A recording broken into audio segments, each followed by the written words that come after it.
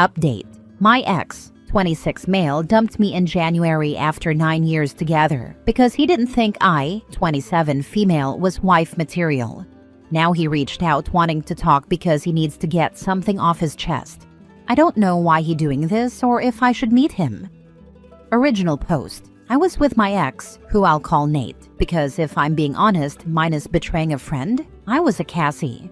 I don't want to go too much into the details, but for the last 9 years, I lost myself to Nate.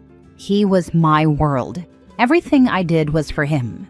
I helped him through depression, helped get/keep his grades up, and even worked 2 jobs so he could focus on college when his parents disowned him for nearly 3 years because they didn't agree with the major or college he chose. Bear in mind, I was also a college student. When his parents started talking to him again and began to financially support him, we moved into a new apartment. Nate said he wanted me to quit my job. I didn't, because it was his turn to take care of me.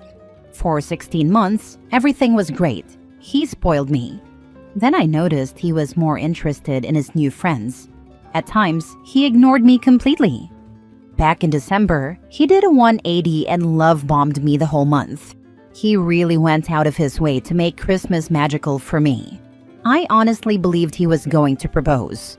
On January 2nd, he made me my favorite dinner and gave this speech about me being his first love, how I'd been there since high school. I kept thinking, any minute now he's gonna ask me to marry him. But nope, he dumped me. As his speech went on, my world fell apart. And as much as he tried to sugarcoat it, he basically said, "You were a good girlfriend, but that's all you'll ever be to me, a girlfriend. I don't see you as my wife or the mother of my children, blah blah. You served your purpose, now I don't need you anymore, blah blah. I need someone on my level, blah blah. You're a gold digger, blah blah. I'll give you 30 days to move out." I couldn't speak. He stared at me, looking for a response. I think this lasted 20 minutes before he said he'd sleep in the guest room, then left. Strangely, I didn't cry or get angry. I just ordered cardboard boxes online, then went to bed. The next day, I waited for him to leave the apartment before I left my room. Then I called my boss and asked, begged really, if I could transfer anywhere. She told me there wasn't anything, but if something came up in my department, she'd consider me. I then reached out to everyone I knew who wasn't also Nate's friend for a place to stay. My cousin invited me to stay in her spare room for as long as I needed, and I could move in straight away, which was amazing. In the 4 days it took me to pack my stuff and move out, I didn't see or speak to Nate. I doubt he even noticed. I didn't trust myself at the time to ignore a "you up" text, so I blocked him and everyone close to him. I even changed my number and email to make sure he couldn't reach me. The first night at my cousin's was the night everything hit me. I think I cried every night that first month. I honestly felt like crap. I thought about what Nate said over and over again. It made me feel so low, like I was nothing, that he only stayed with me because I was just there. But thankfully, my cousin sent for my mom, other cousins, and real friends to give me an intervention, which I badly needed. I believe that first month, I wouldn't have made it without my cousin. I'm still healing and waiting on the job transfer because I feel like if I'm not in the same city as Nate and I have a place of my own, the fresh start would do me a world of good. I thought by now I'd be a distant memory for Nate, but shockingly, he sent flowers to my job today for my birthday, which was on Sunday. Apparently, he even went to my parents' house looking for me. My mom admitted he's been there before, dropping off stuff and trying to ask questions about me, but they told him to get lost. The flowers came with a card saying, "Dear Cassie, happy belated birthday. I've been thinking about you nonstop for the last few months, especially with how everything ended. I need to get something off my chest that I feel will haunt me for the rest of my life if I don't tell you this to your face, but I have no way of contacting you. If it's possible, can we meet up in the near future? Nate." What could he want? What's haunting him that he needs to say to my face? Everyone in my life is telling me to ignore him, but they hate him. I'm torn, but I can't lie. My curiosity is telling me to meet him and see what he wants. Has anyone been in my shoes or in Nate's? Now for the top comments before reading the update. I just wanted to say, Just because he needs to say something doesn't mean you need to hear it. I doubt it's anything that would add value to your life. He's likely wanting to alleviate guilt for some long ago trespass. My cousin thinks he tried to monkey branch and it didn't work out. Seems like he cheated on you back in December before the love bombing. Now, this dumb cheater is probably engaged to the affair partner, hence the wife material comment. Screw him. Let him implode that relationship just like he imploded yours. He's not a good human, and he's trying to make himself feel better about something. He doesn't deserve that, and he doesn't deserve your time or energy.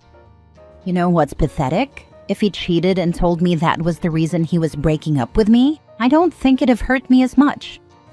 Not the a-hole. Don't reply to him. Ghost him. Block him. Send the flowers back when they get delivered. He doesn't deserve you. Now for the update. So we ended up meeting. And no, I didn't go to him. I had told the receptionist at my work that if he came looking for me, just say I was out for the day. After he showed up once, I didn't want the drama of him around my job. So Nate just kept going to my usual places, like the grocery store I go to every Saturday evening or the park I run at on Sunday mornings, his words, until he would eventually run into me. And he did, yesterday. He was waiting at the coffee shop I go to after my morning run. When I saw him, I tried to turn around and leave, but he kept calling me. So I thought to myself, if everything goes pear-shaped, a coffee shop would be safer than my walk home. So I just sat down and asked him what he wanted. He gave an apology that wasn't an apology. You know, the type with, "I'm sorry but," and "pity me." He blamed his mental health, his job, his parents, his friends, everyone but himself. I took someone's advice on here and said, "Cut the crap. I already know everything." He genuinely looked shocked and stared at me for a second. I guess he thought his coworker already told me everything, so he couldn't lie. Here's what really happened. He fell for a girl in his office. When he told me her name, I knew her immediately. I've met her a few times. He told me that for the last 2 years, he idolized her. To be fair, she's beautiful with an amazing personality. And he hated me because I was the one stopping them from being together. His coworker was too classy to be a side piece. When he broke up with me, he confessed to her that he was madly in love and ended a 9-year relationship to be with her. Well, here's where it gets funny. She doesn't even like him. She called him a piece of trash and told him if he ever spoke to her outside work, she'd report him to HR. So I asked him what any of this had to do with me. Like, we are over. I clearly cut ties. There's no reason for us to speak. He wants to try again. Promised we'd get married before the year ends. Said we belong together. I told him no. I'm nobody's second choice. He threw me away after 9 years and said some pretty cruel things to me. And now he thinks if he snaps his fingers, I'll come running back. He tried to beg and fake tears, bringing up the good times in our relationship. I told him to please leave me alone, as he's already wasted too much of my time. I texted my cousin to meet me at the coffee shop. He kept saying nonsense. He even suggested that if I went to couples counseling for a few months, he'd leave me alone. The 20 minutes it took for my cousin to arrive felt like 20 years. In the end, I just stopped listening and stood at the counter making small talk with the baristas until my cousin arrived. She told him to buzz off, and if he tried to follow us, she'd call her brothers. He stayed in the coffee shop as far as I know, and we just went home. That's it. It's only been a day, but I feel like it's over, and I'm free of him. Girl, not the a-hole. You handled that like a queen.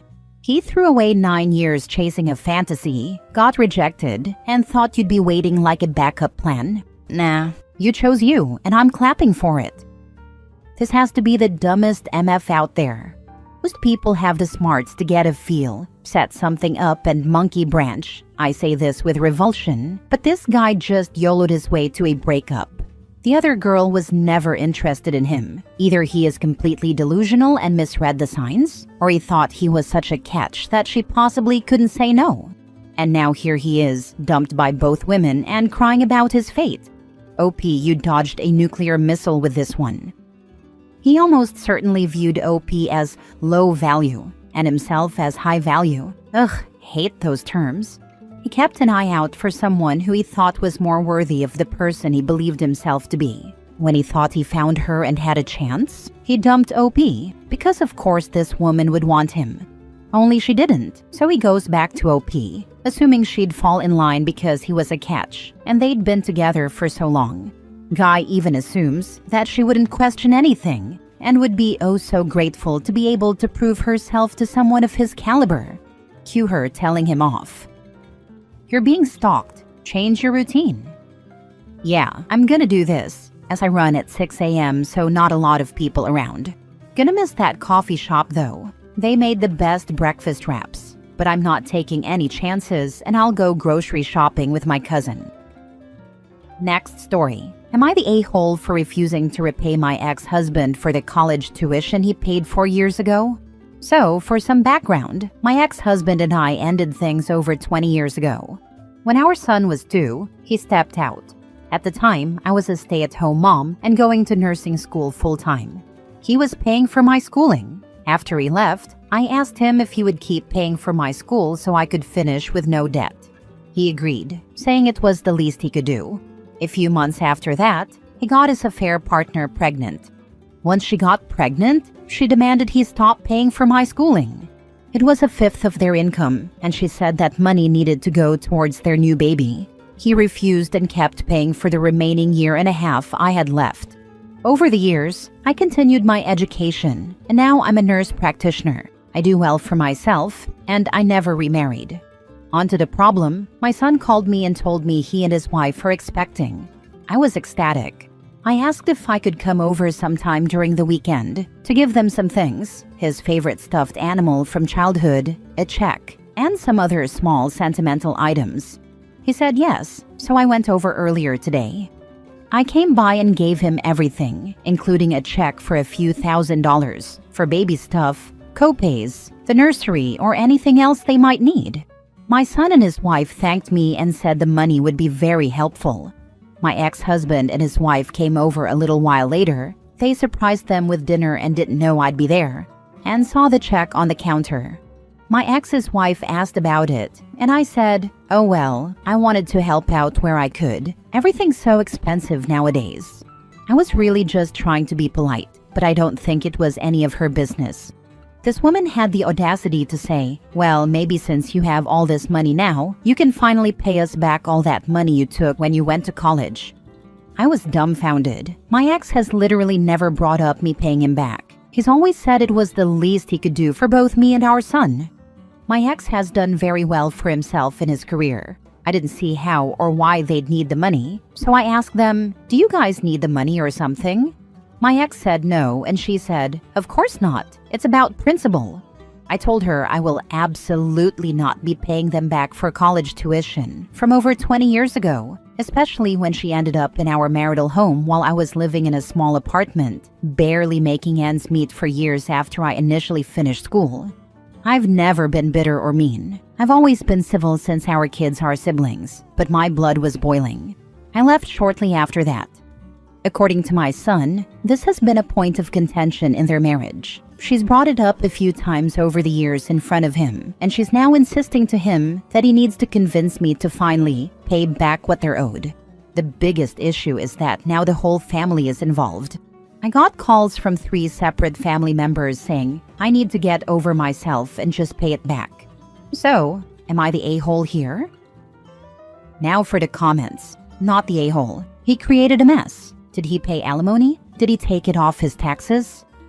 We didn't have any court-ordered alimony or child support while I was in school. He just paid for the school since it was so expensive.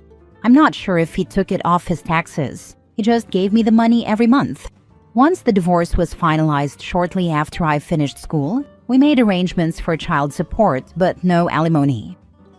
Tell her it was the adultery tax or that her husband was ensuring that his son would have a good life with either parent. Not the a-hole. This is exactly what my ex said. He wanted to make sure we could both afford things for our son. It was in a way a good investment for him because we went half on basically every activity he was in, his first car, and his college tuition. We definitely couldn't have done that if I only had a high school education. Last story. Am I the a-hole for refusing to accept that my wife actually wants a divorce after I said we're separating 4 months ago? My wife, 30 female, and I, 33 male, have been married for almost 10 years. We have 2 kids, 5 and 3. I own a restaurant in our city, and she is an elementary school teacher. 4 months ago, we had a very explosive argument that ended with me saying that we should separate. I told my family that we were separating that day, and then she would not let me in our house. I've had to live with my parents, and she will barely let me see my kids. I have tried to be more involved with helping the kids with bedtime and such when she lets me, but she is so cold to me and doesn't seem to want me around. I have been begging her for us to go to couples therapy, but she doesn't seem to want to at all. I want to work on our marriage, and she doesn't. Fast forward to now, she wants a divorce. She has a lawyer and told me that I should get one. She says I have not been a good partner to her for years. She said she is tired of doing everything in the house and with the kids. But she chose that. She is only a part-time teacher, working half a day, and I run a whole business myself. I have a very demanding job that can involve long hours. It's a small business, so I have a lot of tasks, and it is demanding and exhausting. I usually just get home, shower, and go to sleep, since I have to get up at 4 a.m. the next day. I'm working so hard to provide for my family, and now the whole thing is falling apart. I love my family, and I don't want my kids to go through their parents divorcing. I want her to put in the effort, go to therapy, and work together so our marriage doesn't fail. So, am I the a-hole? You do sound like a massive a-hole. Absolutely ridiculous to say we should separate, then get your panties in a bunch when she wants to make it permanent. What a stupid gamble that's cost you your family. Your spiel about doing no work around the house because you run a business does you no favors. Makes you look even more stupid. He also claims he wants to help with bedtime with the kids and all that jazz, but he also says he works all day, gets home, showers, and gets up again at 4 a.m. There was no way he was helping or parenting prior to, if what he says is true. I try to help in the evenings, but I have catering meals to take a lot in the evenings. I try to stay up to talk to her in the evenings, but she's usually gone to bed early too. Why in the world would you tell your whole family personal business that same day and expect your wife to react any different? You said you wanted to be separated. She gave you that. She probably realized it's much easier to be alone and only take care of the kids. She probably realized that it makes no difference to her whether OP is there or not at all. OP writes that he comes home in the evening, showers and goes to sleep, to wake up at 4 a.m. to go to work. The most she probably has to do is wash his clothes. And when there's an argument, his solution is to separate, not try to lessen his workload and be home more, but to go to his parents and tell everyone. So is this counseling supposed to be for him? She's probably happy that she won't have to hear an alarm clock at 4 a.m.